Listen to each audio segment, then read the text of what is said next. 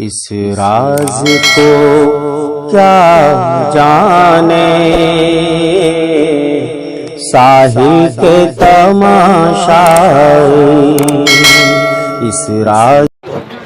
تو کہا حضرت عمر فاروق نے، آئے قدامہ یہ تم نے کیا کیا، اب مجھے کوڑے مارنا پڑیں گے۔ حضرت ابو ہریرہ اور دوسرے صحابہ بگڑ گئے امیر المومنین پر۔ وہ آدمی مجبوری میں شراب پیا ہے، درد سے کراہ رہا تھا تب اس نے شراب پیا، کوڑے کیسے مار سکتے ہیں؟ حضرت عمر نے مجلس شورا بٹھائی، بڑے بڑے صحابہ کو اس میں بٹھایا اور ایک ہی بات کہی، میں ان کو چھوڑ دوں گا لیکن مجھے ایک ایسا واقعہ دکھا دو اللہ کے نبی کی زندگی میں کہ شراب کے حرام ہو جانے کے بعد کسی نے بیماری میں شراب پی ہو اور اللہ کے رسول صلی اللہ علیہ وسلم نے بیماری میں شراب پینے کی وجہ سے اس کو چھوڑ دیا ہو اور کوڑے نہ لگائے ہو۔ یہ حضرت کوئی واقعہ ہے تمہارے سامنے؟ کوئی دلیل نہیں دے پائے، نہ ابو ہریرہ رضی اللہ تعالیٰ عنہ نہ دوسرے صحابہ۔ کہا نہیں پھر تو میں ان کو کوڑے لگائے جائیں گے۔ پھر دوبارہ میٹنگ ہوئی اور اس میٹنگ میں یہ طے ہوا، سارے صحابہ نے یہ طے کیا، امیر المومنین ٹھیک ہے کوڑے لگائیے ماریے لیکن اتنے دن کے لیے چھوڑ دیجئے کہ حضرت قدامہ ابن مظعون بوڑھے ہیں، بیماریاں ہیں، یہ صحیح ہو جائیں، چلنے پھرنے لگے، ان کی طبیعت میں سدھار ہو جائے۔ ابھی تو ان کا بیٹا ان کو سہارا دے کر یہاں تک لایا ہے، ایسی حالت میں آپ کیسے کوڑے ماریں گے؟ 50 بیماریاں ہیں ان کو، کم سے کم اتنے دنوں کے لیے مہلت دے دو تاکہ یہ چلنے پھرنے لگے، مسجد آنا جانا ہو جائے، اپنے سے یہ اٹھنے بیٹھنے لگے۔ حضرت عمر فاروق کہتے ہیں کہ میں بھی چاہتا ہوں کہ اتنے دن کی ان کو مہلت دے دوں اور ان کو چھوڑ دوں، لیکن آپ لوگ اس بات کا فیصلہ کیجئے کہ مجھے خادم بنایا گیا ہے، مجھے ذمہ دار بنایا گیا ہے، اگر میں نے ان کو 10 15 20 دن کی مہلت دے دی اور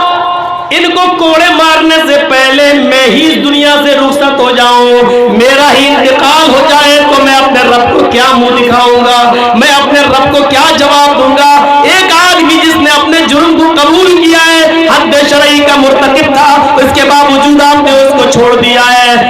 کیا منہ دکھاؤں گا؟ پھر حضرت عمر فاروق نے کسی کی نہیں مانی۔ حضرت ابو ہریرہ کئی دن تک ان سے ناراض بھی رہے اس بات پر، اور بھی صحابہ ناراض رہے، لیکن حضرت عمر نے کسی کی نہیں سنی۔ قدامہ ابن مظعون کو کھڑا کیا گیا اور اپنے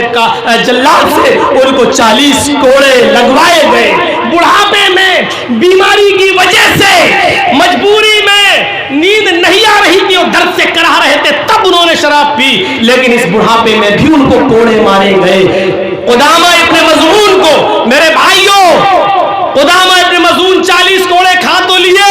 لیکن ابن حجر لکھتے ہیں الاصابہ میں کہ اس کے بعد پھر وہ پوری زندگی جتنے دن زندہ رہے، سال 2 سال 3 سال جتنے دن بھی قدامہ ابن مظعون زندہ رہے، پھر وہ بستر سے اٹھ نہیں سکے، ان کی ہڈیوں میں اتنا درد بڑھ گیا کہ پھر وہ ساری نمازیں بستر پر پڑھتے رہے، اور عمر فاروق کے کوڑے مارنے کی وجہ سے پھر وہ بستر سے اٹھ نہیں سکے اور اسی بستر پر ان کا انتقال ہوا، لیکن حضرت عمر فاروق نے کوڑے مارے۔ نوجوانوں اس واقعے سے عبرت حاصل کرو کہ اس عمر میں کوڑے مارے گئے، 50 بیماری میں ملوث ہونے کے باوجود ان کو نہیں چھوڑا گیا اور درد سے کراہ رہے تھے تب انہوں نے شراب پی۔ اپنی مرضی سے آپ بھی نیند کی گولی نہیں کھا سکتے ہو، سن لو،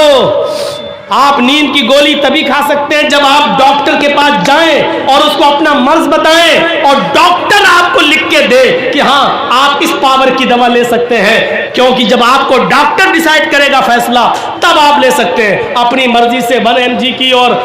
0.5 mg یہ آپ نہیں لے سکتے ہو، کیونکہ کبھی کبھی اپنی مرضی سے آپ ہیوی ڈوز بھی لے سکتے ہو جو آپ کے لیے نقصان دہ بھی ہے، اور شریعت بھی آپ کو اس بات کی اجازت نہیں دیتی کہ آپ نشے کی دوا اپنی مرضی سے استعمال کریں۔ میرے بھائیوں یہی تو حضرت عمر فاروق نے کہا کہ آپ نے اپنی مرضی سے کیسے شراب پی لی، آپ کون ہوتے ہیں، آپ نے ڈیسائیڈ کیسے کر لیا جبکہ ہمیں ایسی کوئی دلیلیں نہیں ملتی ہیں؟ تو میرے پیارے بھائیوں ان واقعات کو سامنے رکھیے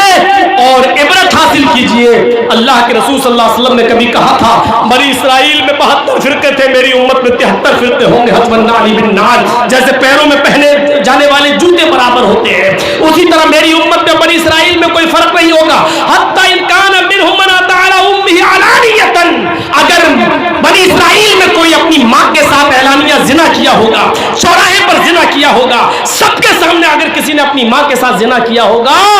تو میری امت پر بھی قیامت اس وقت تک نہیں آئے گی جب تک کہ میرے امت کے افراد بھی اپنی ماں کے ساتھ اعلانیہ زنا نہ کریں. امت محمدیہ اپنی ماں کے ساتھ زنا, ماں بہن بیٹی کے ساتھ زنا کا یہ دروازہ میرے بھائیوں اگر کہیں سے کھلے گا تو یہی شراب سے کھلے گا. اگر آپ چاہتے کہ میرے ہاتھوں سے میری ماں, میری بہن, میری بیٹی کی عزت و آبرو بچی رہے تو شراب کو چھوڑنا پڑے گا اور شراب کی نفرت اپنے دلوں میں پیدا کرنی ہوگی. سماج کے سربردہ لوگ,